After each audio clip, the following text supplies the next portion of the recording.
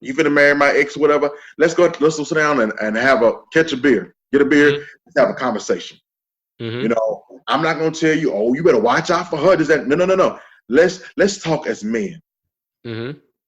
If two women, my wife and my ex-wife, they've gotten together, had meals, excuse me, without me being around. Sometimes I want to know what they talk about. Sometimes I don't. Why? Because they need to understand that there's going to come a time where the girls need them outside of me. Absolutely. So you have to create that kind of relationship where we can talk to each other. And the third thing is you got to be honest about your communication. What's your intent? My intent is I do not, no matter if my ex-wife and I are mad at each other, or our youngest daughter who's 6, my wife and her father have issues or whatever, watch this. We don't discuss that stuff in front of the children. That's what you don't do. And what's happening, y'all? This is Mike D with Black Fathers Now, where we're bringing the village to the brothers. Every couple of weeks, you can look forward to a quick inspirational message or a thought-provoking guest with knowledge and wisdom, all geared towards helping you be the best father that you can be. We're bringing the village to you. Now it's your turn to do something with what you learned. All right, y'all. Let's go.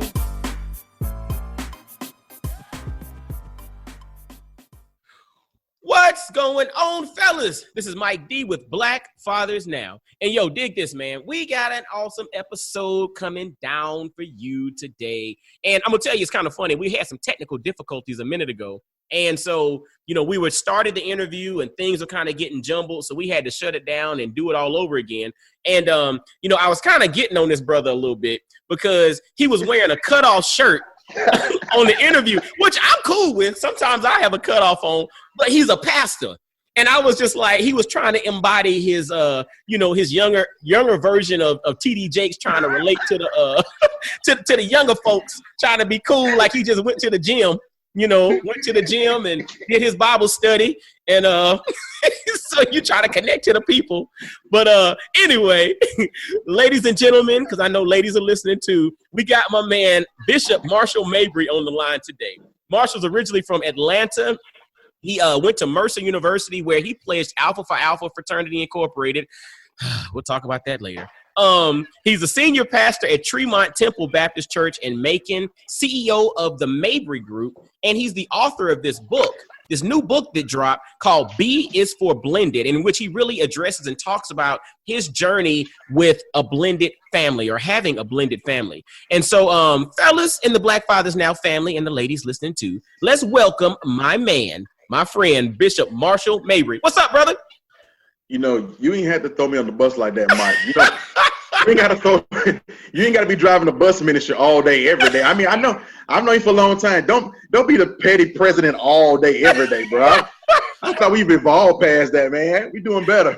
Look, petty president. See that? There you go with the pastor talking. You don't got to give analogies. The petty president.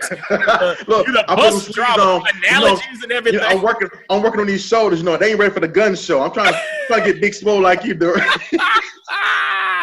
Oh boy, man, this is funny, man. But I'm loving it, man. I appreciate you taking time out of your gym schedule to your gym Bible study ministry to come in and share with the brothers on Black Fathers Now. Oh, you're not gonna make it in. You're not gonna make it in. I'm your saving grace. I know. It's all good, man. That's why I'm being friends with you. Maybe you can put a word in for your boy. But but before we get started, man, you know, we're having a good time. But before we get started, we like to always let the brothers who come on give shout outs, right? Because we have villages around us. It takes a village to raise a child, but every strong and successful grown person also has a village around them. So I want to give you the floor before we get started, before we talk about your journey and your story, to give a shout out to that village, that team that you have supporting you, that helps you to be the best version of yourself. Well, I wouldn't be anything, first and foremost, of course, giving unto God, all that kind of good stuff. But my wife, on the spirit, my wife is thebomb.com. I'm not just saying it because she's in the room with me, but she. Yeah, that's her laughing in the background, ain't it? Yeah, that's her laughing in the background. And she is a proud member. You'll appreciate this of Delta Sigma Theta Sorority Incorporated. All right. Put them hooks down, Mike. Put the hooks down. We moving on. Omega Psi Phi Fraternity Incorporated is in the building, and I'm married to a beautiful lady of Delta Sigma Theta Sorority. Yes, you are. Yes, you are. So but man, and we can agree, man. And my wife is just, man, she is not taking my. She's one of the best things. Actually, is the best thing that's ever happened to me. I mean, her and our 6 children. Our oldest is 21. Now hold on to your seat. Our oldest is 21. The youngest is 4 months old. Whoa, yeah, brother. We gonna really dive into. We gonna touch that one. We gonna touch that one. Yeah, she surprised your boy. Yeah, we gonna touch on that one too. So we have a blended family, and God placed us. It's one of our heartbeats in our life, is our passion as well, because we both came from a blended family. And so we just kind of talk about various things, the ins and outs of what it looks like to be blended, so on and so forth. But like, my children are awesome and amazing, man. I have some good leaders around me. I have my pastor, Bishop Andrew Howdy, out of the Atlanta, Georgia area, man. I just got some good leaders who would just, continue to make me the man I've always wanted to be. And my parents, man, I have really good parents who hold me accountable. And so, and last and finally, my brothers. I don't have any paraphernalia on today. I just got some black and gold on. The brothers of Alpha Alpha Fraternity Incorporated, man, it's just I got some dudes. One thing I love about the Omegas, men of Omega, is that friendship is essential to the soul. Yes. And so I have brothers, man, who are like closer than my own brothers, my own biological brothers. And so that's my village, man. Like you said, it takes a village to raise a child, but I think it takes a pack to make a man. So, we rolling with a pack, a good group of guys and ladies who hold you accountable, man. So, I can't mess up in this season because folk are watching us and they're expecting great things from us, as you understand, as a husband and a father. So that's my shout out. Folks are watching us and they're expecting stuff from us. Yeah, man. Yeah. I mean, that's deep right there, because, we have 5 girls and 1 son. 5 girls? Yeah, man. I got that Malcolm X thing going on for real. I got all these girls, man. And my wife always tells me, she's like, the affection that I show her, our daughters will emulate one day. They'll be looking for that. And I guess I never thought about that, because you just like, oh, you see mom and daddy doing stuff. And so, when they see us, now we do it sometimes just to kind of make them mad. Like, we'll hug on each other and kiss on each other. And they're like, oh, please stop. That's nasty. But they need to see that. They need to see a happy, loving couple, because a lot of times the folks don't always see that. I think we romanticize what marriage it's supposed to be. Because truth be told, I mean, you and I both married. Marriage is work, dude. Yes. And my wife and I, we do our marriage ministry stuff at the church. We always tell people, don't fall in love with the wedding. Focus more on the marriage. That, like, you can spend. I've seen people spend like thousands of dollars on weddings, and they divorce within a year or 2 years. Like, dude, like, I want my toaster back. You know what I'm saying? Like, you ain't even took out the package yet. Spend more time with each other. We have a thing. We take vacations with the children, and then we take one with Absolutely. Absolutely. Our 11-year-old daughter yesterday was like, "Why y'all taking a vacation alone?" I said, "Because at some point y'all growing up, y'all gonna be grown and gone. And we want to still like each other." So it's that thing where we're spending time. We're both in the school system, so we're both off of the summer, and so we're hanging out, we getting stuff done, because at the end of the day, as you mentioned, I am the CEO of the Mabry Group, but she's the COO. I'm the head, but she's the neck that turns the head. Yeah, absolutely. Say that. You don't know when to shout. You ain't catch that one, Big Mike. You ain't catch that one. Say she's the hand that turns the, like, look. All day, every day. She got your boy. That's real. That's real. That's real. And you said something there, man, that was extremely powerful about the concept of marriage, because a lot of us do focus on the wedding, right? I even think back to our own wedding. Like, we planned. Well, I mean, I was a part of it, but my wife primarily did the heavy lifting there. But I mean, being straight up, I was just like, look, there's a couple of things. I don't want to wear this color. my brothers are going to be the best men, and it has to be under this amount. Outside of that, I'm cool, right? Like, that's me. And outside of that, I'm just there to, okay, I approve, keep it rolling. But the thing is, this thing took a full year to plan, right? And I remember for us in the limo after the wedding, headed to the hotel, and we were both like, wow, so this is it.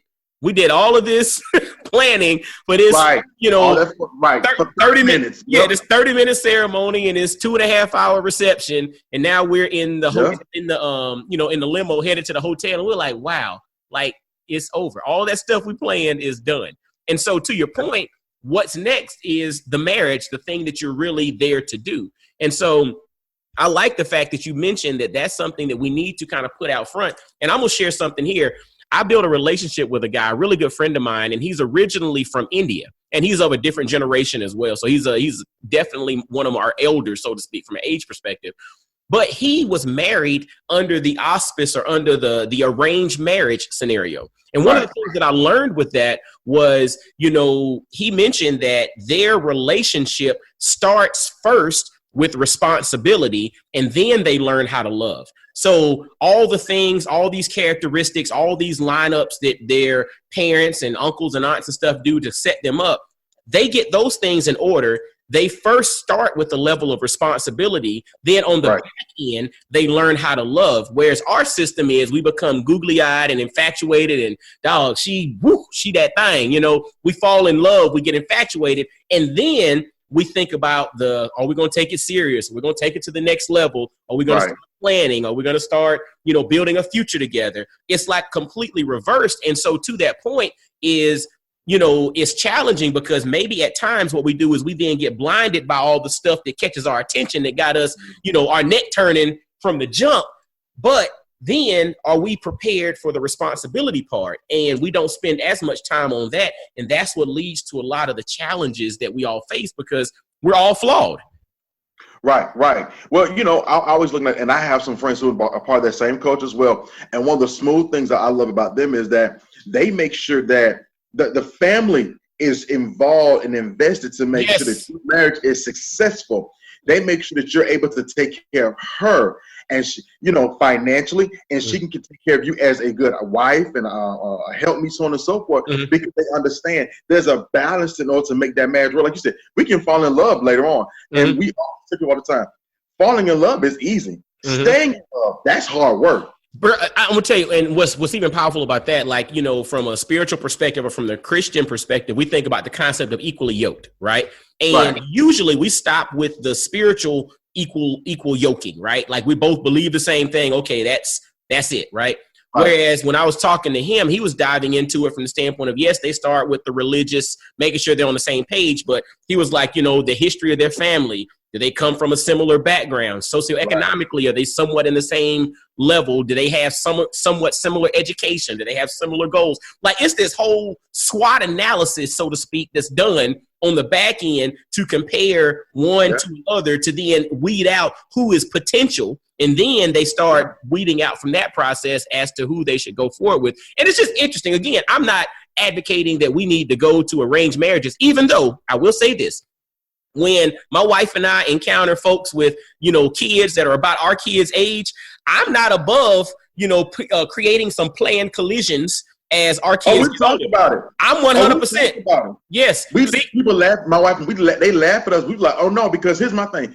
I know your family. Yes. So I'm not gonna be caught off guard by some random dude, and I can.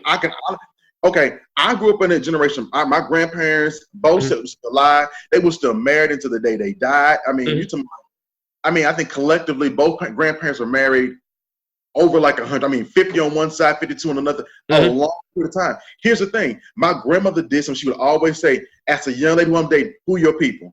That's it. Who you? Let me tell you what's funny about that. When I go to Augusta, that was the some of our elders, the ladies, when you meet people and this and that, and they were like, yeah, so this is so-and-so. They were like, so who your people, baby? Who your people? And then they start, and you could see their mind going, and they were not thinking about like this or that. They were like, who are your people? Basically, that was their way of asking, like, what stock do you come from? Like, what is, what are your roots? What does your history look like? So therefore, if you bring in somebody into the mix and that root ain't necessarily what it needs to be. Grandmama ain't got no she ain't got no calls about saying, look at here. That part. And now guess what? So that same, man, keep this in mind too. When we got married, nowadays, and I don't know if they do it in other places, you don't have to give blood tests like you used to. So now, if you're not bringing that person that you're dating or you're infatuated with before the elders, you could be dating a cousin, not even know it. Wow. Yeah. See, yeah, and it's interesting. And what's interesting about that, and this is this is probably a rabbit hole that we're jumping down, and we'll get to our subject matter in a second. But when you really stop and you think about it, if you go back far enough, we probably are all cousins in some way, shape, or form. Yeah. If you go back far enough. But to your point, especially in various areas where last names and this and that are kind of there's always some question marks. You never know. There could be some connectivity that you were never planning for. That's it's interesting. It's very interesting. You're absolutely right. So, even when my wife and I got married, she's from Athens, Georgia. And so my mom's family's from Athens. I said, okay, hold on now. I can't marry my cousin. And we started talking. We sat down with her parents and they said, wait a minute, you know so-and-so? Yes, ma'am. You know so-and-so? Okay, y'all not related, but I went to school with so-and-so. I went to school with your cousin, or I dated so-and-so. So-and-so is married. So we want to make sure there was no blood because, we don't want no weird stuff happening. We start having babies. So we like to know. I don't like surprises like that, bro. So I just like to know off rip. That's it. Get to know up front and then keep it moving. Dig it. Yeah. So earlier on, you mentioned, we talked about the concept of the book that you dropped. The B is for blended, but you also mentioned that some of the background to that is the fact that you and your wife both came from blended families. So yes. Talk to me a little bit about, your journey, growing up in a blended family. And, let's kind of walk it up to the notion of, now you are in the midst of a blended family with 6 kids ranging from 21 down to 6 months old. So let's go into that, man. Talk about, growing up with the blended family yourself. Well, see, my parents split when I was young. Okay. And so I'm the oldest of 8.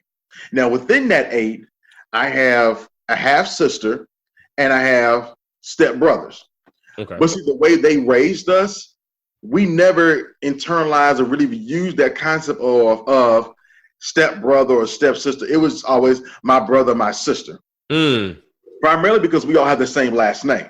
Gotcha. And most times, because we all were all raised with each other, you didn't know that wasn't my biological, but we didn't have the same mom and same dad unless you talked to one of us. We were always raised with each other. And so, even my stepmother, I don't address as my stepmom. That's mom. That's my bonus mom. And so now I have my mother and I have mom. And what happens is, well, for me, I think what happened with us is it took the adults to get on one accord. Wow, that's big. It took my parents and me kind of seeing my dad and his new wife, my stepmom, my bonus mom, and my mom sit down, have a conversation. Okay, listen, this is where we are. We're gonna do this for the children. And that was the primary goal. I've never seen them argue in front of each other, in front of us. I've never seen them have. Now they did. I never saw it. So for me, I said, okay, you know what? If they can be the bigger person and make this happen, I could too. If I'm ever put in this situation. So much so that even at my wedding, everybody was there. When we have special occasions, it's not like, oh, well, you're going to go over there with this person. No, we all have Christmases together. We all have birthday celebrations together. We just had my daughter's, my baby girl, her christening, her baby dedication. Everybody came down. It's weird. We would go to football games together. People are like, oh, who is this? I'm like, these are my moms. And they're like, your moms? Like, plural? Yeah. Plural? Like, are they lesbians? No, it's like, this is my biological mom, and this is my bonus mom. And so we don't differentiate. And they should tell anybody, that's my son. Because they both raised us, because I was young. And so they're all been in my part of my life, an active part of my life. My mom and my stepmom, they hang out more. They talk all the time, which is kind of weird at times. Like she'll call and say, have you called your mom? I'm like, why are you calling me about that? But it's so weird though, because they want to make sure that I'm being the man that they kind of invested me to be. What you said something, and this is the part that is quite interesting, because this is a theme that I've had actually with other interviews. An interview from it dropped about 2 months ago with Speech from Arrested Development. One of the things that he talked about was the fact that he grew up and his parents split when he was young, but when they split, his mother and his father basically came together to say, look, we're going to do what's right for the kids. And so his dad, instead of keeping the house, made sure the mom with the kids had the house. And they basically set the kids up to win, and they worked together in spite of their differences. And so my thing is, what's powerful about what you mentioned is that everybody kind of came together, but it started out with a plan that, look, we're going to do what's right for this next generation. We're not going to let our differences or our issues come in the way of being the best parents that we can be. And that's powerful, because that's a choice that some of us can't make. That's a choice that some of us choose to not make. That's something that we have to completely pull the ego, the hurt out of the equation on a personal level, so that we can say, like, you know what? I know I may have been hurt, or I may have been wrong, or we don't see eye to eye, but we have these little ones who are looking up to us that are our responsibility. No matter what, we have to do what's right for them so that they have the best chance at success in life. And if we don't, we're setting them up for failure, because honestly, you think about stuff. Kids don't always do what they're told, but they do have a strong tendency to repeat what they see or replicate what they see. That's true. One of the things that I'm very cognizant of, as you mentioned earlier, it's a level of maturity, man. You got to start, you know what? Well, you did this and you did that. You know what? At the end of the day, while we was making these children, nobody was thinking about that. Nobody was thinking about that. You have to be a mature, say, you know what? Hey, you know, I messed up in my marriage. You messed up in our marriage. Oh, I take full responsibility. At the end of the day, we have children. Our goal is to make productive citizens. I found out most adults, you know, because I also do counseling, if you talk to them, most of their issues that they deal with right now is stuff that happened when they were children. It's because they have repressed memories, things they never really fully developed, or milestones and of their life they just kind of bypassed. I always look at Michael Jackson. Michael was never allowed to be a child. Absolutely. He was just like, okay, you can sing, boom, you a star. And now, because now I got this money, I can do whatever I want to do. Now I'm trying to go back to that, to replay or regain that childlike simplicity. We can't do that. And so, you know, sometimes it takes a little maturity to say, you know what, hey, I wish you all the best, and honestly mean that. Now, what does that require? That means that person needs to do some healing, some inward healing. Big time. You can't say, I tell people all the time, you can't say you're better and still being bitter. You can't do that. You can't say I'm better, but then you talk my fuck on Facebook, because now at that point you're talking on both sides of your neck. There's a duality of the conversation, and if you're gonna be better, be better all the way around. The children need you better. Like, your mental space, I guarantee you, will be better when you learn to heal and move on. Heal and move on, but you have to find that thing that needs healing. See, there's a lot that folks don't do. Like, in different talks or different speaking engagements, you know, one of the things that I bring out, I talk about the whole concept of being by yourself and spending time with yourself. There are two different things. Being by yourself is just simply being there, right? Spending time with yourself is actually being aware, being intuitive of everything that's going on, making note of how you react to this and how you react to that. It's like spending time with your spouse, right? You can both be on the couch and be there, or you can actually spend time with her. You can pay attention to her. What makes her tick? What pisses her off? What gets her excited? What makes her want to say, all right, put the kids to bed and come on in here. You know, like, what are these things? Yes, Lord. Yes, Lord. Yes, Lord. Bye. Whoa, well, yeah, right. We like those moments. We love them. We love those moments. Look, and that's what we have a 4-month-old. That's how we got caught up. That's how we got that part. Keep the party going. Keep the party going.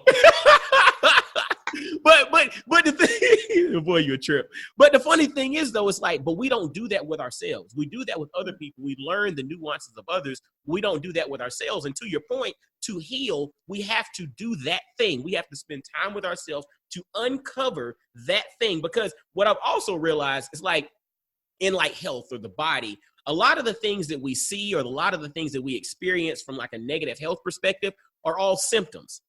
What we see, like when you have a fever, that fever is a symptom that something else is going on. When you have something swollen, you know, or something, whatever, that's a symptom of something else going on. That's an indicator of something else is causing something. And so most things can kind of get rooted back to a few key things that are the cause of it or that are causal to those issues. And that's the same thing in regards to, like you mentioned, you know, folks that are dealing with things as adults. These things are something that started maybe 20, 30, 40 years ago, but it's that one thing, and everything that you see now is just a symptom of that problem that we have yet to rectify or take issue with or figure out a way to get to the root cause of and get eradicated. Once that's done, it's like a chain reaction. This stuff falls. Wow. Even if somebody's doing, if you're an alcoholic or something like that, at some point, I always look at this, and I actually mentioned this in my first book, 10 Things Your Man Won't Tell You. Everybody's rock bottom is different. Mm-hmm. Absolutely. And so if you're an alcoholic or Narcotics Anonymous, sexaholic, whatever case is, whatever your drug of choice may be, everybody's rock bottom is different. And so when I found when most people, your rock bottom, that's that moment. It's like, you know what? That's your aha moment. You've awakened to what you've done to yourself and how it's affect everybody else. Because what most people don't realize, what you do, how you live your life on a daily basis does have a ripple effect. Mm-hmm. Because I guarantee you, in fact, I know your son watches you when you're at home cooking. Mm-hmm. When your son, I don't know, when you put on an Omega Sci-Fi shirt and some boots. He's setting out hops too. Yep, in the house. Well, you want to be like that. So, you know, they to emulate because children are sponges. And what we do from a educational perspective, they mirror what they see. Mm-hmm. And so for me, what we had to learn, and my wife, this is both of our second marriage. Mm-hmm. And so we went in and said, okay, we knew what not to do to mess a marriage up. We know what we need to do, and we know how to keep it pushing. Now, do we always get it right? No. Mm-hmm. That's right. We're imperfect. We're imperfect, but we've committed to doing at some point. If we got to have one of those come to Jesus moments, we do it. If we got to sit down and have a serious conversation, we do it. But let's learn we have to learn how to talk to one another. Let's learn when to talk to one another, the atmosphere to talk to one another. And so that even with our blended stuff, you know, it's crazy because I can give you more depth, and it's going to blow you away too. So I don't know if I go into it. My wife was like, go ahead and say it. Okay. She came from a blended family as well. Her parents were divorced. Her mom got remarried. When she got married the first time, both of her dads walked her down the aisle. Wow. Like, that's big stuff right there. But it's so here's the turn right here, Mike. So my ex-wife is getting remarried in about 8 weeks, a few weeks, something like that. And I think it's in August. She's getting remarried. Why does my ex-wife, you ready for this? Mm-hmm. Now, our children, all of our girls go to the same school. Okay. I see them every day, you know, because when school's out, because that's the school I used to work at, but I still volunteer there. Why does my ex-wife live in my neighborhood with her new fiance? Wow. Go ahead, I'll wait. Wow. So hold on. So your ex-wife and her new fiance live in the same neighborhood that you and your wife live in, and y'all have children together, and your kids go to school together. And so, you know what's interesting? Again, what do they say? Life imitates art, or art imitates life, or whatever the thing is. You mentioned how you grew up, and you're the oldest of 8, correct? Right. The oldest of 8 in a blended situation. And this thing it's a playbook was kind of set early on, in the sense that your mother and your bonus mom and your dad and everybody basically came together to work. And what's interesting about that is, who knew fast forward 30 some odd years, what life was going to look like for you. Right. We just mentioned the whole notion of, kids don't always do what they're told, but they have this tendency to kind of replicate what they see. Right. The scenario came that you are now, you had a marriage that ended and you moved into a second marriage. And now you are in a scenario in which you're dealing with a blended family, but now you can recall back to these examples of how your parents, all of them, work together to make it work. And now look at this. Your ex-wife is living in the same neighborhood with her new fiance, who she's getting married to in a few weeks, as you and your wife, and you all's blended together 6 kids. Yeah, okay, I can make it even better. Wow. Not only do they live in the same neighborhood, they live maybe 45 seconds away from me. Dude, see, they live just that close. Okay, should I go tell it all? Oh, okay. My wife said tell it all. Okay. Mike, you ready for this? I'm ready. He's one of the bros too. He's one of my frat brothers. But not only is he my frat brother, but he went to college with my wife, my new wife. Wow. Dude, it's crazy, right? God has a sense of humor. You can't tell me God does not have a sense of humor, because he does. And even when we want to kind of differentiate, okay, well, we're not doing this, whatever, I understand my girls are watching me. Mm-hmm. I'm recognizing our girls are watching us. We were just together last night for the village. Oh, we were working our schedules and vacations and stuff like that, because I understand at the end of the day, and like I told her before, I said, you know what?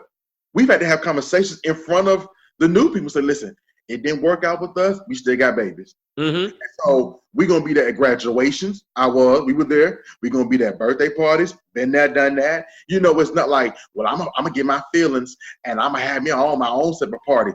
You can't get in your feelings. A certain level of maturity requires that you take yourself out of get out your feelings. And that's the problem with our culture right now. This is me, my soapbox. I believe we live in a very narcissistic society. Mm-hmm. So much so it's always about your feelings. Mm-hmm. Even sometimes you go to churches, what kind of catches me sometimes, a lot of time you go to churches, we'll spend most of the message talking about your haters and not talking about how good God is. Absolutely. Or can't do nothing with you. And Okay, I get that. We've established people don't like you. Let's move on. That cannot be your own personal theology that everybody's against you. Mm-hmm. Because the fact of the matter is, some things that happen in your life, it wasn't your haters that caused them, it was you. And so, simply put, my grandmother always said like this: you made your bed, and then you got to lie in it. And you got to put your big boy drawers on, your big girl panties on, man up, woman up, accept responsibility, and say, this is what we're going to do. We've had to have some real. My daughter asked me the other day, my 9-year-old, she said, Daddy, why did you and mommy split up? I just want to know. I was like, well, Daddy can't tell you everything, but you know what? Just know this. Daddy and mommy loved each other at one point, but you know what? We're better as friends right now. We're better parents for you. And we love you. We came together to make you in love. And she was like, oh, okay. And left it alone. I didn't have to go into, this is what your mama did. No. Because, and my wife always stresses with me, a lot of times, especially with women, never diminish the role. You can have a deadbeat dad. He can be a horrible person. My wife always says it for women. But don't tarnish that child's image in the sight of their father. That's big. Don't do that. That's big. And she tells women when she counsels women and stuff, like, she always says that don't do that, because at the end of the day, that's the only father that child has. And psychologically, if he's such a horrible person, why did you lay down with him? Wow. So it says something about you inwardly as well. I mean, we got to dig deep in this thing. It's not just about, we blended, just your stepmom, but they can't hit you. They can't. No. Psychologically, it says something about you as a person that you got to go back and say, you know what? Okay, what's the root of who I am? Like, let me dig up who I really am. When I got divorced, I was single. I was single for 6 years. I wanted to find out who I was as a single adult. Because being a single adult before marriage and a single adult being married and a single divorced dad, completely different people. Totally, right? Wow. And my new wife, her name is Tasha. I'm going to call her by Tasha. Was you were single 12 years? So it's 12 years. So we had time to really learn each other, grow. I was like, hey, this is what I like. This is what I don't like. Matter of fact, this is what I don't eat anymore. I don't do this no more. And they're like, oh, well, you've changed. Yes, I've evolved. You cannot, at some point, man, listen, I'll be 40 years old in October. I can't, my 20-year-old self and my 40-year-old self, when I look at pictures, oh totally my different. God. Totally different. Dude, I'm gonna tell you what's powerful about that. When I first got married, there was a guy, and his name is Craig. I won't give his full information or whatever, but Craig was he's been a mentor of mine for years. And, one of the things that, he shared with me is a word of advice right when I got married. I asked him, I was like, Craig, give me some words of wisdom, words of advice, like how to, approach this whole marriage thing just from your perspective. And one of the things he said, Mike, make sure that you reintroduce yourself to your wife every so often. And I was like, it was profound, because he said, dude, the guy that you are now is not the guy that you were 5 years ago. And truthfully, it's not the guy that you're going to be 5 years from now. And again, it goes back to this whole notion of having grace and understanding. The same thing can be said for your wife.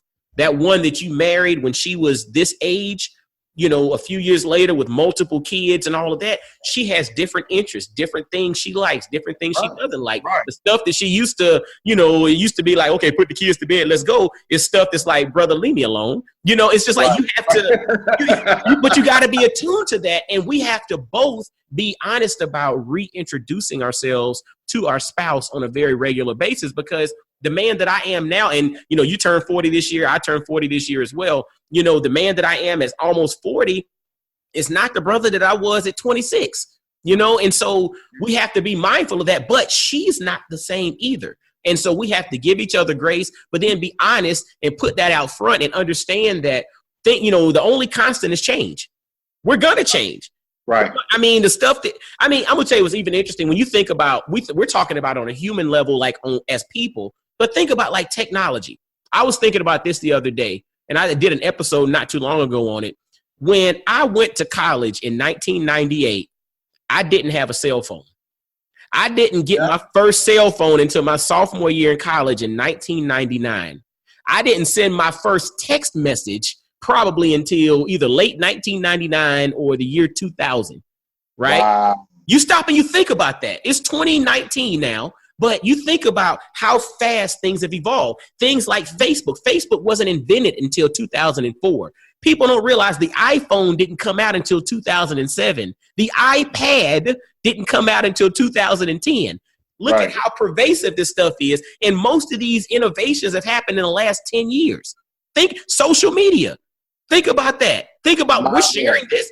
I mean, literally, the last decade, this stuff is completely flipped. And so you think about changes, and we could, if you had told me in 1998 as a senior in high school what this would look like, I'd be like, fool, you crazy. Ain't no way in the world I can have a live conversation with somebody in Amsterdam, on my phone while I'm walking through the park, and they're talking live to me, and I'm seeing them, they're seeing me. Ain't no way that can happen.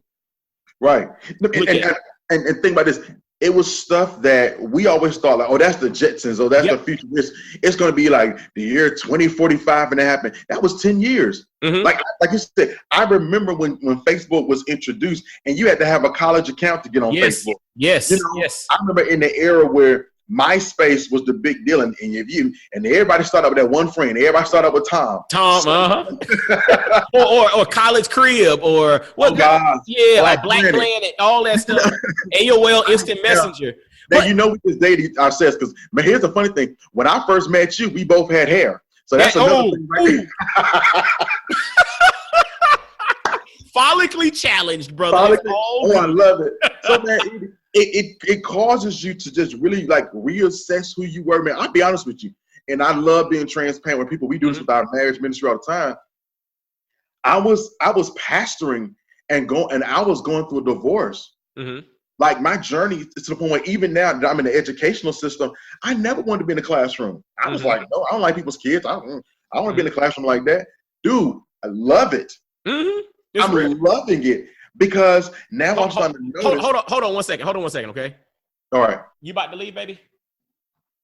Okay. I mean, look, this is Black Fathers Now. We got family stuff and everything. My wife is about to walk out. She looking good too.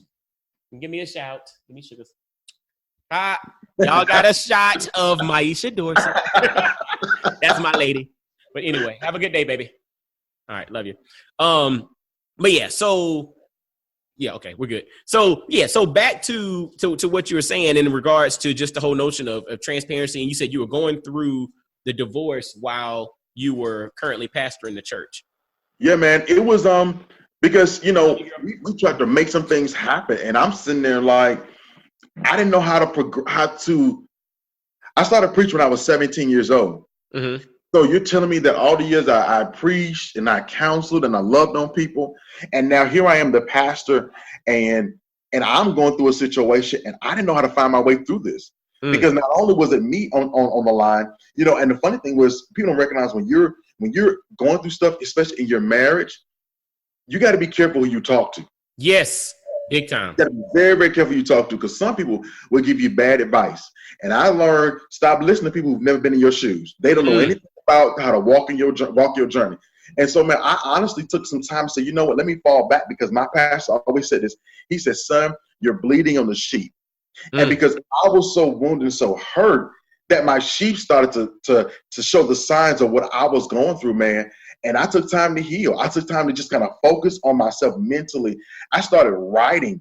I never wanted to be a writer. I never wanted to thought about doing anything like that. I was just going with the flow, doing other stuff. But sometimes God works some stuff out in mysterious ways, because if you're not careful, you'll get stunted. I believe we're constantly, every few years, I had this revelation the other day. Most people have midlife crisis or crises is because the stuff they wanted to do in the early part of their life or their youth, they never had a chance to do it. And it was mainly because they either had to work, they had to hustle, you got to take care of family and kids. So now you feel like you missed out on something.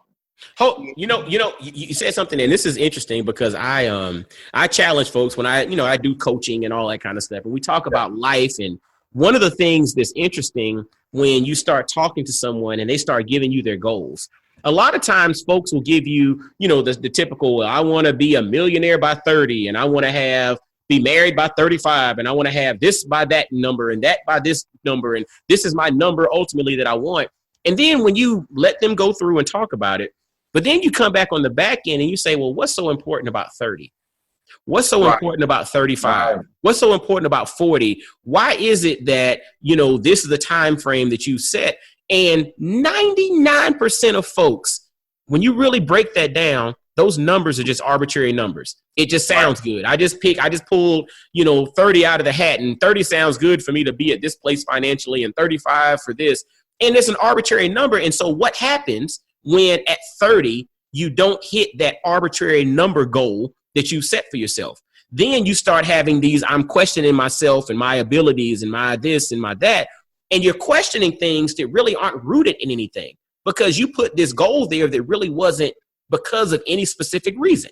And so we have this anxiety and everything built up, and we are, having this crisis, and I'm not feeling fulfilled and all of that.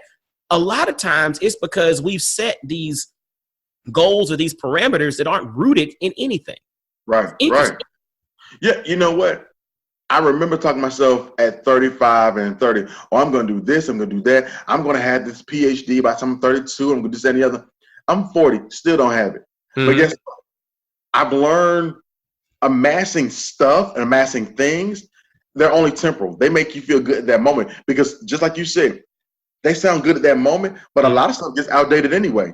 So what are you going to do if you say, I'm going to get this house, and then you don't have anybody to fill it? Or my wife has a good friend, has a wonderful job, travels all the time, but guess what?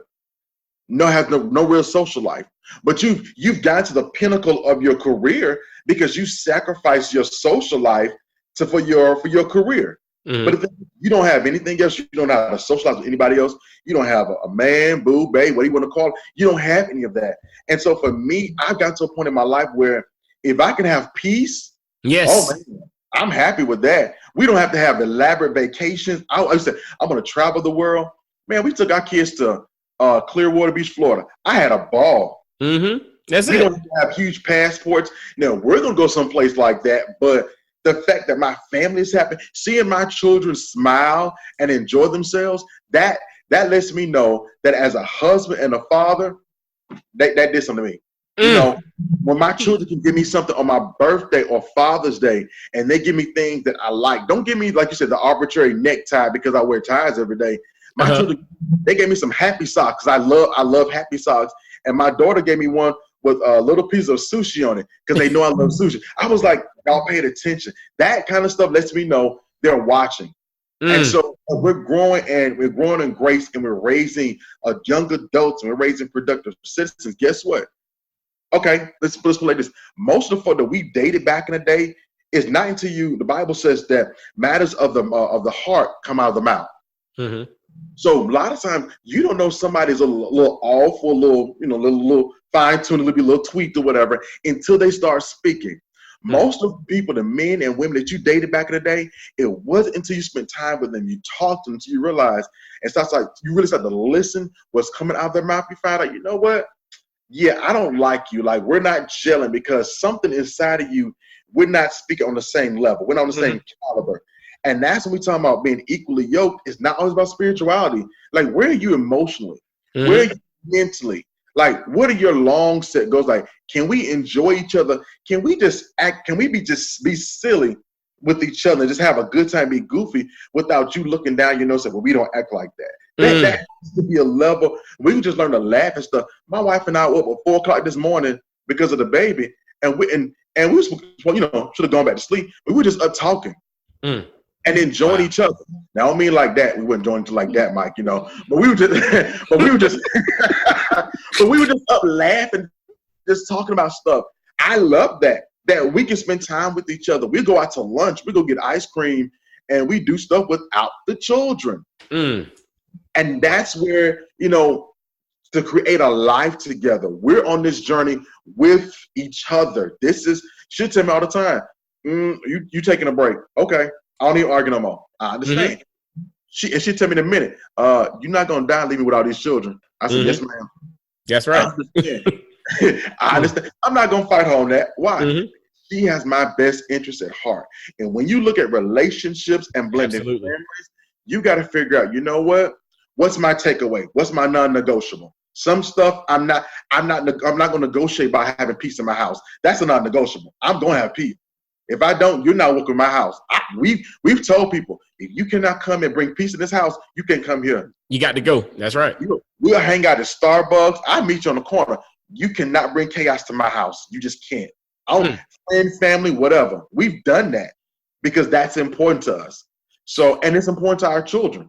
And this is actually a really good segue into the book that you just authored entitled B is for Blended. And, we kind of jumped into and talked about your journey. You and your wife both came from blended families, but you also mentioned the fact that the stage was set to show you what's important and how to, in essence, put your relationship differences aside for the betterment of the kids and the families going forward, and how that then informed you and set the stage for the journey that you're going to be on. And so the book B is for Blended, talk to us a little bit about, first off, why you wrote it, but then two, what are some key takeaways? Don't give us everything because we want folks to go and buy the book, but give us, most definitely. But let us know why you felt the need, or why you all felt the need to write the book, one, but then two, what are some key takeaways that the brothers listening that maybe are currently in a blended family, that may be in a potential of putting together a blended family due to, who they're in a relationship with? Give them some key takeaways that they can take to their life and apply. Because again, the title of this is Black Fathers Now. We like to tell stories, but we also like to leave things that brothers can listen to, take action on, and apply to their life right now going forward.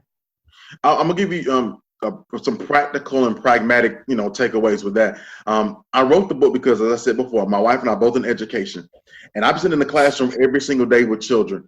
And to be an educator in a classroom with children, you're their counselor, you're their nutritionist sometimes, you're their wardrobe consultant, like you're their pastor, you're a lot of stuff. And so I'm seeing a lot of children come to me and say, hey, Mr. Mabry, can I talk to you about something? Because I found out there aren't so many bad children. They're just children trying to give voice to the stuff that's happening inside of them.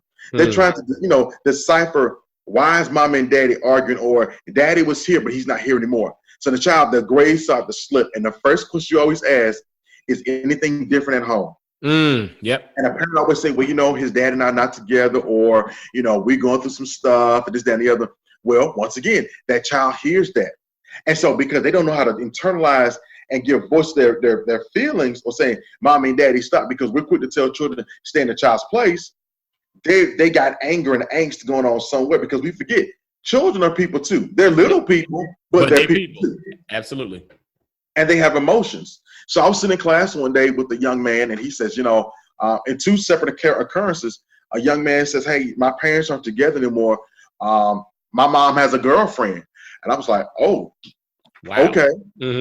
And this is in first grade. So I'm like, I don't know how to deal with that one. But then you have another child who says, hey, my parents aren't together anymore, but it's okay because I got new Jordans. And so my parents are buying my affection. And he recognizes that. And so what he does is he plays on that. He probably leverages that. Oh, yeah. He leverages that, and he plays them against each other. And so, and when something happened, I think we caught him doing something illegal on school campus. When both parents came in, you should have seen it. It was like a showdown at the OK Corral. They both were blaming each other. It was like, well, you did this, and nobody said, you know what? This is our child, and this is our fault. They blamed each other because they gave him stuff, but didn't give him quality time.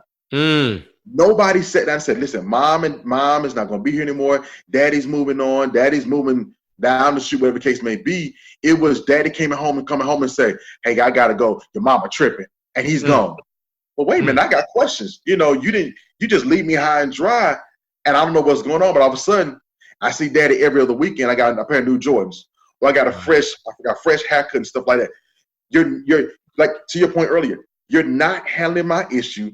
You're creating a larger symptom. Wow. And so now you come to school with all these feelings and stuff that I have to unpack, because I'm trying to figure out, how do you go from being one of my best students to now you want to sleep in class, or you're fighting all the time? What's going on, bro? Something's happening. So that's what made me write the book. And my wife, we always talk about doing something together. I wrote it from a perspective. It's a children's book, and so there's colorful pictures and stuff like that, because children have questions. And so the main character is a young man who basically, his parents, his mom has gotten remarried. And so he comes to school and has to ask questions, what's going on? Or I need somebody I can basically talk to. And most children, just like adults, you find you want to talk to somebody that you feel comfortable talking to. And most time it's your teacher for a child. But for adults, it's a pastor, a priest, it's your good co-worker, it's a good friend, it's somebody. And so one of the strong takeaways is that if you're part of a blended family, whether you're the man or the woman coming in or whatever, create a relationship, and let me say this, a genuine relationship with that person and with that child. Don't come in trying, I'm your new dad. No, wait a minute. Let's watch our language. I don't care if the dad is on the other side of town, he got a whole new family. Because when we say I'm a new dad, that means you're replacing the old dad. That term new and old, you got to be careful the language you use. So you know what? I'm just here to be your friend. You have to build a relationship with that child first and foremost. Because see, mom's going to love you. But see, the thing is, what's going to happen is that child, because that's her child. And I've seen too often with the woman say, I love him, but you'll choose that child every time. And that child can be mischievous. I've seen children say one thing. Children lie. Let's be honest. Absolutely. Yeah. They lie. And they'll go back and tell, well, dad and mom, Mr. So-and-so said this and da. Now you got the adults fighting with each other. They're in conflict, and none of that ever happened because you never created a standard. You got to have standards. That's my second point. First, create a genuine relationship. And the second thing is create a standard with everybody across the board. I'm to the point, like I said, now this works for me. I'm not on that same level with everybody. And then watch this. And then, I'm not going to lie to you. It has been a journey as well. Create a relation. Listen, hey, find that dude and say, you know what? You finna marry my ex, whatever. Let's sit down and catch a beer, get a beer, let's have a conversation. I'm not going to tell you, oh, you better watch out for her. Does that? No. Let's talk as men. Mm-hmm. If two women, my wife and my ex-wife, they've gotten together, had meals, excuse me, without me being around. Sometimes I want to know what they talk about. Sometimes I don't. Why? Because they need to understand that there's going to come a time where the girls need them outside of me. Absolutely. So you have to create that kind of relationship where we can talk to each other. And the third thing is you got to be honest about your communication. What's your intent?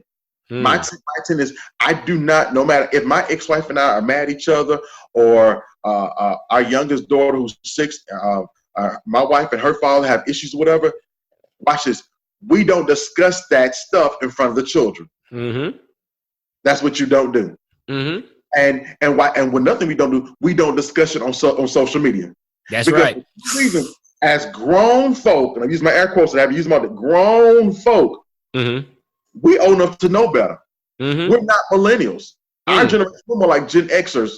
We're old enough to know better. We knew the world before social media came about. These stuff that's happening online now is mostly so millennials.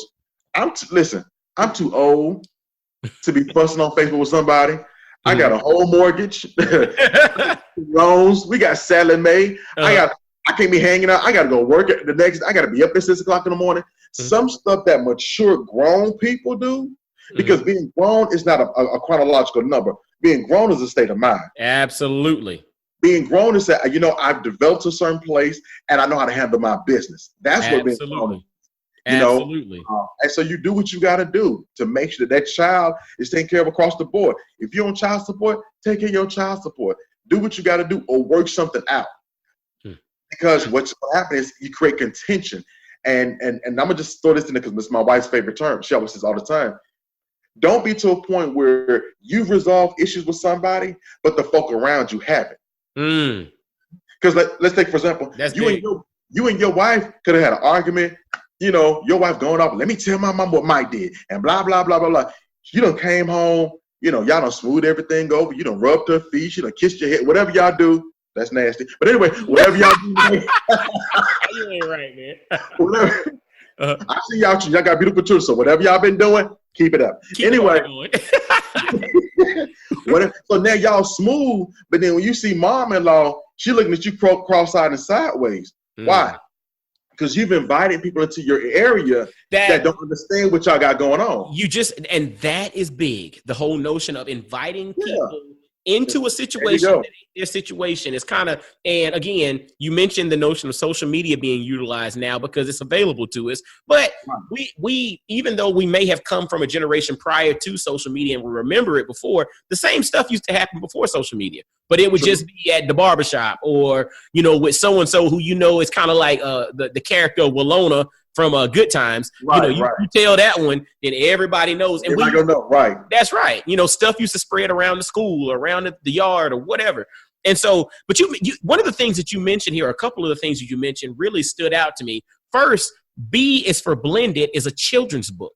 It is. Like usually and it's funny, even now, when we're talking about or prior to our discussion, I was under the thought that this was actually for adults, but B is for Blended is a children's book. And I think that's such a unique perspective because it really highlights or addresses, concerns that kids have. And that's based on you and your wife both being informed due to being in education as well from the experiences that the kids have. But fellas, I want you to also pay attention to the 3 things that he dropped in regards to paying attention to, the scenario of being in a blended family. The first is build a relationship first. The concept of building a relationship is asking for permission, right? You have to ask. And see, that's where a lot of us, I was reading a book, I believe it was about Earl Graves, the Black Enterprise founder. And one of the things he talked about was, I think he gave a story, and I might be quoting wrong, but something to this extent. He was talking about he used to always go to get his shirts pressed at some place. And every time he walked into this place, once the guy found out that he was who he was always pitching him a business idea. Every time he walked in, business idea for this and something for that. And he said he stopped going there because it was frustrating because that person had not built a relationship. So they had not then gained the authority to start talking about business. So initially, first, we got to build that relationship. Like Marshall said, you can't go in and say, hey, I'm the new daddy, just so that you know. It's like, no, build that relationship and then progress. The second thing that he dropped was, got to create a standard, right? Everyone has to have a standard across the board. And once you create that standard, then you have a control to kind of base things off of. But you got to have a standard. You got to create that. The third thing he dropped was you got to be honest about your communication. Dude, I'm going to tell you, I'm a communications consultant, right? So I help people work out communication issues or how to communicate ideas, thoughts, and present them in a way that, resonates with, with any audience. And one of the things that people don't realize, miscommunication in essence is the core to probably the vast majority of our issues. Oh yeah, definitely. Miscommunications, like miscommunication or the lack thereof of communication, because if you're not clearly communicating something and you don't lay this thing out in a way that there is a very small chance that this thing could get misinterpreted, if you open up that window for this thing to be taken a lot of different ways, you're opening up Pandora's box, which is dangerous. So you got to be very honest and you have to be clear about communication. And clear does not mean that you got to sound like Michael Eric Dyson with a thesaurus popping out your mouth every other sentence. That's not clear communication. Clear communication is about impacting that individual or that group that you're talking to. So you don't have to have perfect diction. You just have to understand what resonates with that person and clearly communicate that, whether it's a kid, an adult, a spouse, a former spouse, a parent, friends, whoever, a coworker, whatever it may be. Clear communication. But fellas, I hope you're paying attention to these three nuggets here. Build relationship first, create a standard, but then be honest about your communication. Yeah. My wife says it all the time. It's actually on her line jacket, and I say it every once in a while, just for clarification. And her thing is because we want to make sure that everybody's on the same page. Yes. There's no misconception, because we found out is on one hand, you have expectations. On the other hand, you may have reality. And when the two don't mix well with each other, you got a conflict. And that's what everything boils down to. So when you have children who are sitting and watching, so is that my new dad? But my old dad lives across the way. What's the conversation? Like, how will they interpret each other? Like, if we can sit down and all have a good conversation, it closes the gap and the door for any outsiders. Because I'm gonna be honest with you, most people say, how do y'all do that? Guess what? It works for us. That's what you got to find out. What works best for you? If I'm trying to lose weight or do whatever, I'm the kind of person, I love to get up early in the mornings. My wife is like, no, I do in the afternoons. That's mine. Same way. Let me get in, let me get out. Because there's nobody there. But the flip side is, if I'm going to the grocery store, I like to go late at night. She goes in the daytime. I don't like to be bothered with people. Because if it's quiet, let me give it. Because if you start talking to me, I'm going to forget something. Happens every time. What works for you? What works best for you, your family, and the situation that y'all got going on. Because what's going to happen is, y'all can have the best intentions, but if there's not a clear understanding of, okay, what are we doing here? And sometimes we can do this honestly without involving the law. We don't always have to go, well, we going to court. Why? That's some stuff we can really talk through. And since we're talking to black men, brothers, men, hear me. Get out of your ego. Yes. Get out of who you are. Women are built on their emotions. Men are built on their egos. That's our foundational component. Get out of yourself. Just because, okay, yes, your daughter, I got a baby by her. She can still be a daddy's girl. That other brother is not threatening you. He's helping raise your daughter. He's helping do something that you probably couldn't do financially or emotionally. Don't look at him as an adversary. Look at him as an ally. Man, that'll preach right there. Write that down, honey. I like that. Not an adversary. He's an ally. That's tweetable right there. So you got to find out, like, this dude is not going to take my place. And so, like, my father-in-laws, they walked my wife down the aisle. It wasn't, well, I'm going to do this because I'm a biological, but she lived in my house. No, they did it together, man. Ultimately, it's for the children. And promise you, they'll come back and say stuff. Children see more than we think. They're paying more attention. They're able to regurgitate a lot of stuff. That's real. That's real. Yeah. And I'm gonna tell you, I mean, that even just leads us back to the whole notion of B is for Blended is a children's book that was inspired by the conversations that you had with children dealing with various issues within the classroom. Yeah, and my 6-year-old, she's my child. Now, she's not mine biologically. And here's the funny thing is people are like, oh, that's your dad. She's like, yeah, I have 2 dads. I'm cool with that because she does. And I tell people, they're like, oh, well, is she your stepdaughter? No, that's my daughter or my bonus daughter. She live in my house. She eats my food. I'm paying for certain things. Her dad and I get along well. We're not, and he'll say, man, I appreciate you for being there for my daughter. Like we don't trip on each other. I mean, and he's a Kappa. So oh wow. Ooh, wow. Side note. That's funny. We get along with each other, man, because that's not like I'm not finding the time to take his space and stuff like that. He's not trying to, get in my space. We work well with each other. We taking pictures with each other, and so ultimately, like she told my wife one day, she says, Mommy, I want to marry Marshall when I grow up. And she was like, yeah, you can't do that. She says, why? And Joyce says, because I like the way y'all are with each other. Y'all laugh a lot. Wow. I was like, wow.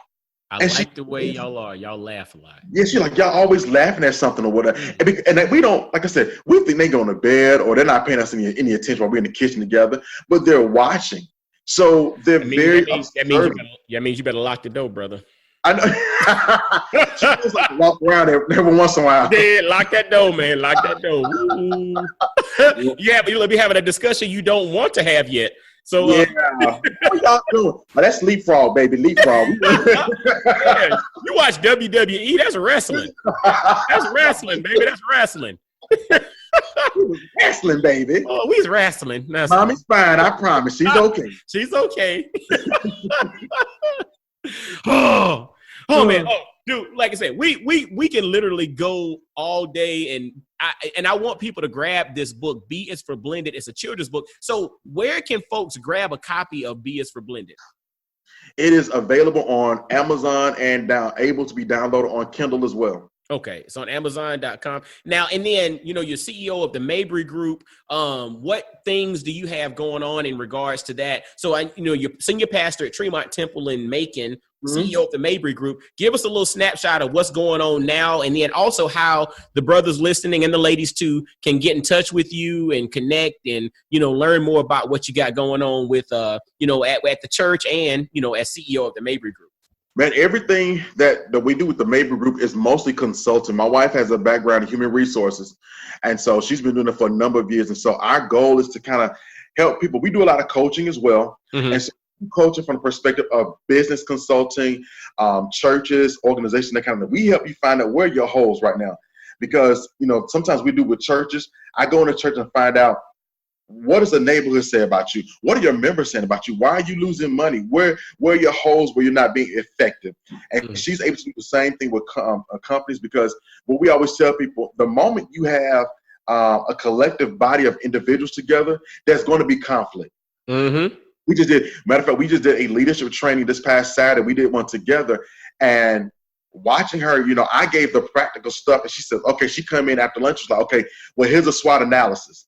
And here's let's look what your day needs to look like to help you work together. Your introvert, extrovert, because a lot of times you don't think about, can I work with this kind of person? It's not about your zodiac sign. Can I really gel with you? Do I know how to speak your language? And and I think we're in a season right now, we like diversity. It's a melting pot of people. It's cultural appropriation to a lot of degree as well, because now you got a lot of other cultures who trying to look like us, and we're trying to fit in with them. Because I'm seeing more and more our Caucasian sister wear cornrows. Kind of intrigued by that. You got a lot of white girls who now they want to be Instagram models and stuff like that. So they looking a lot like us.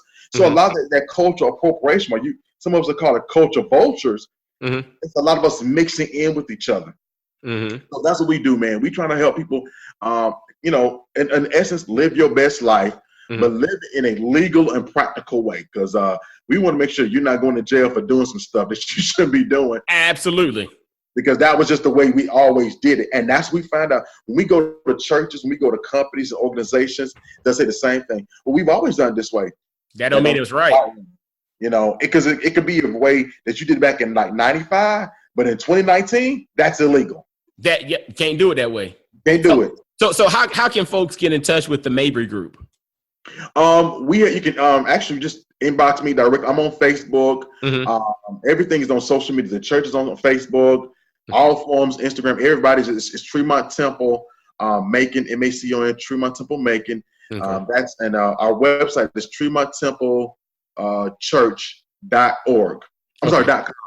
TremontTempleChurch.org. I'm sorry, .com. I don't know why I keep saying that. My mind is slipping. It's all good. It's all good. It's all good. TremontTempleChurch.com is the website to the church, and then on Facebook. Okay. And then as far as the Mabry Group, the best way to connect with you all is via Facebook, or do you have a website? Honestly, you can connect with myself, and I'm Marshall Mabry. There's two of us, and that's my son, but I'm Marshall Tripp Mabry. He's Marshall the fourth. Okay. And so connect with us because we just kind of like to get a gauge from people, man. One of the things we've been kind of helping people out lately, we're working on I don't like to have coaching sessions. I believe in empowerment sessions because sometimes you got to show people who they really are. Absolutely. And we're find out a lot of people, their social media presence is the main reason. My wife just did a training on this while a lot of folk can get jobs because a lot of companies now, they find your name, they're going on Facebook. They're looking you up on LinkedIn. They say, okay, do I really want that kind of person represent my company? And what you said something there that's extremely powerful because like you mentioned, how we think about things, how they used to be done, right? So 10, 15 years ago, when you were looking to apply for a position or you were submitting or applying for a grant or doing whatever, when folks kind of did their due diligence, they basically took your fingerprint, did a background check to make sure you ain't got no felonies. Yeah.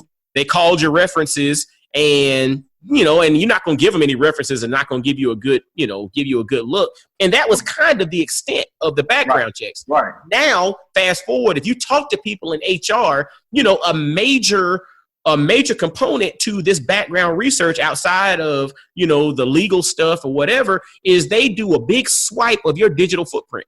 They do. I know law schools who do that. I know law schools who do that. I've known medical schools. My wife, who's worked in the school system as assistant superintendent, they've done it.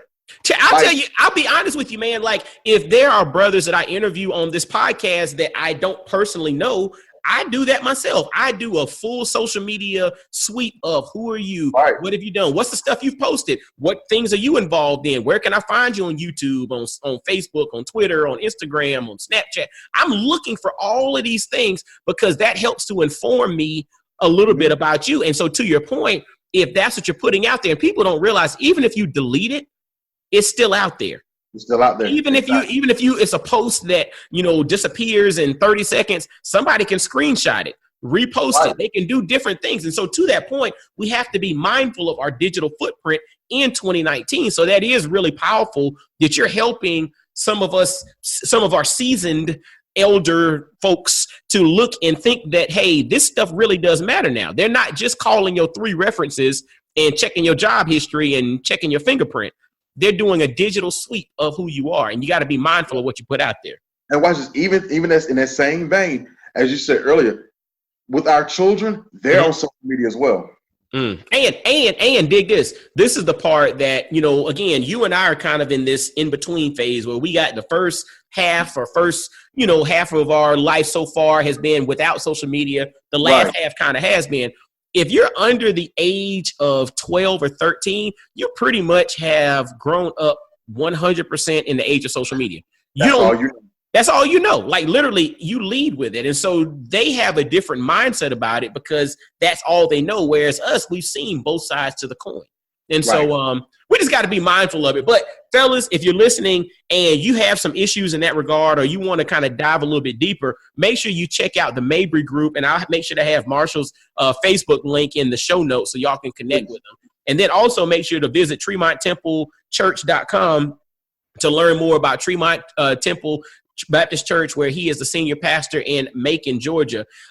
Any final thoughts that you'd like to kind of leave with the brothers that are listening, man?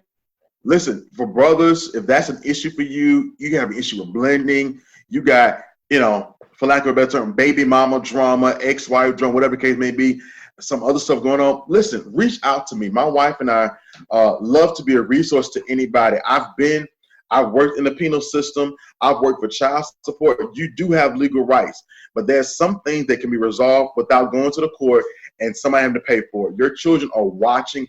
You want to be a good example for your children, man. We don't know how they got here. I don't know if y'all was a loving relationship or was it a smash and dash. I don't know. Mm-hmm. Don't care. At the end of the day, you're somebody's father. And they're looking for you because they want you. They're part of who you are. Your DNA is a part of them. They don't need to miss out on their family because you and mommy beefing and stuff like that. And if you got sons, your sons are looking at you to understand what is to give them a blueprint for manhood. And your daughters are looking to say, listen, what kind of man do I want to marry and be involved with when I get older? So at the end of the day, brothers, if you need help with that regard, maybe daddy wasn't there, your uncles weren't there, you don't know how to be a man. Listen, I don't have it all figured out just yet, but I can assist you any way I can. So if that's what you need, I'm here for you. Now, fellas, make sure you reach out. And again, I'm going to have the links to Marshall in the show notes. You can visit him, Marshall Mabry, on Facebook. The link will be there, as well as visit TremontTempleChurch.com, where you can catch links for him there. Go to Amazon. Make sure to grab a copy of B is for Blended. B is for Blended. It's a children's book about blended families, man. And the brother brings a lot of insight and wisdom. Grab a copy of it. But when you connect with Marshall, make sure you let him know that you heard about him on Black Fathers Now. All right. Right here. And my man, I want to thank you for coming and sharing your stories, sharing your journey, being transparent with us, because, man, this conversation is going to help someone. So I appreciate you for just being open, honest, and willing to share with the brothers that are listening. Man, thank you for having me. And listen, we will be in Augusta in a couple of weeks, and I'll make sure we get up to hang out with you and the wife. We'll do a play date with all the kids. I live in Knoxville, Tennessee, man. I'm from Augusta. I didn't know you moved, man. We got to talk. Yeah, we got to chat. We got to chat for sure. Yeah, we've connected. I was in Memphis a couple of years ago. I didn't even know that. I ain't lived in Augusta since 1998, man. Yeah, I know. Okay, yeah. We'll talk but fellas, as always, make sure to visit blackfathersnow.com. Follow Black Fathers Now on Facebook, Instagram, Twitter, and subscribe via iTunes, Stitcher, Google Play. Anywhere you listen to podcasts, subscribe, share. Make sure to reach out to Marshall Mabry. Let him know you heard about him on Black Fathers Now. And, this is brought to you by Black Family Apparel. Visit blackfamilyapparel.com. Grab some dope apparel that celebrates the nuances of the Black family. And until next time, fellas, y'all be blessed, well, and wise. And I'll holler at you. Peace. Yo, fellas, I hope you enjoyed today's episode. And always visit blackfathersnow.com, as well as follow Black Fathers Now on virtually every social media platform you can think of. Instagram, Facebook, Twitter, everywhere. Just follow us and engage with us, man. Look forward to hearing from you. And I guess until next time, I'll holler at you. Peace.